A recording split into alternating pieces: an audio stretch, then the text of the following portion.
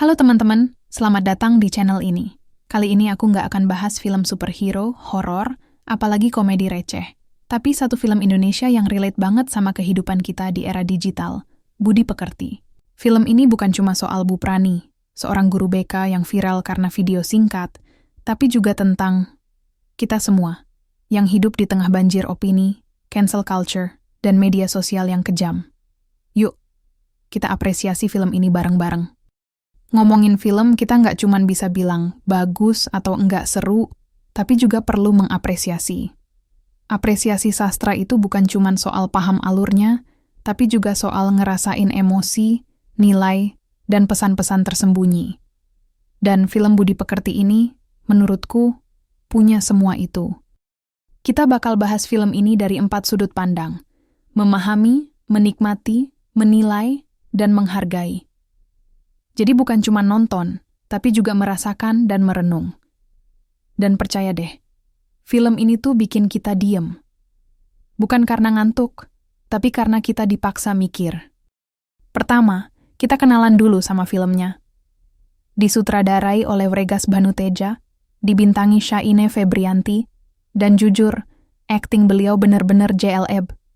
Film ini ngebahas etika digital dan kehormatan guru, hal yang sayangnya mulai dilupakan orang zaman sekarang.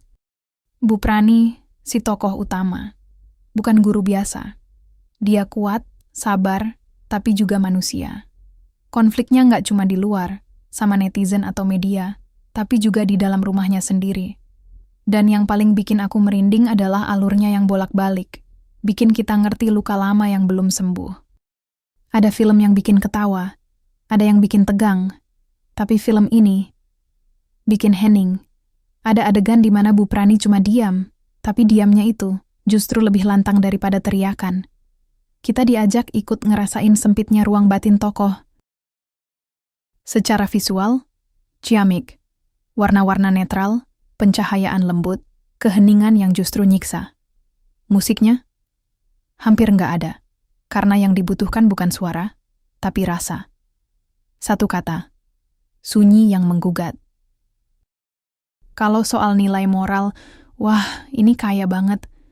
Film ini ngajarin kita buat nggak gampang ngejudge orang, buat lebih sabar, dan buat ngerti bahwa yang viral itu belum tentu kebenaran. Cocok banget ditonton guru, siswa, orang tua, semua yang hidup di dunia yang terlalu cepat menilai. Tapi ya, film ini memang nggak sempurna. Alurnya lambat. Beberapa karakter pendukung rasanya cuma numpang lewat. Dan kalau kamu nggak sabar, mungkin kamu bakal mikir, loh udah kelar. Tapi justru itu yang bikin dia beda. Nggak ngasih solusi instan, tapi ngajak kita mikir panjang. Film ini layak dihargai, bukan karena dramanya meledak-ledak, tapi karena ia berani bicara pelan di tengah dunia yang suka berteriak. Budi Pekerti adalah cermin, buat kita, buat masyarakat, buat siapa saja yang pernah jadi korban atau pelaku dari penghakiman virtual. Itulah tadi apresiasiku terhadap film Budi Pekerti. Kalau kamu belum nonton, ayo tonton. Tapi jangan cuma tonton, resapi. Dan kalau kamu merasa pernah jadi Bu Prani, peluk diri sendiri. Karena kadang, Budi Pekerti itu bukan untuk orang lain, tapi buat menyelamatkan hati kita sendiri.